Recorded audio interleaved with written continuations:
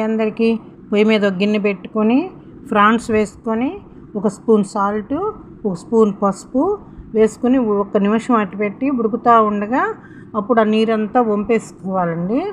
నీసు వాసన అనేది పోతుంది. ఇప్పుడు పొయ్యి మీద ఒక కళాయి పెట్టుకొని 4 స్పూన్ల ఆయిల్ వేసుకొని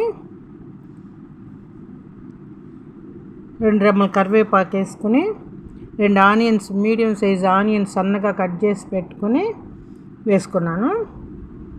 2 పచ్చిమిర్చి అలా చీల్చుకొని ఇప్పుడు ఫ్రాన్స్ వేసేసుకున్నాను.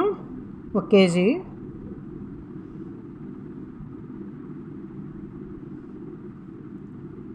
అలా 1 నిమిషం వేగనిచ్చి 2 నిమిషాల వరకు 1 టేబుల్ స్పూన్ పసుపు, కొంచెం కొబ్బరి పొడి, 1 స్పూన్ కారం, ఒక చిన్న నిమ్మకాయ సైజ్ అంత చింతపండు పిండుకున్నాను.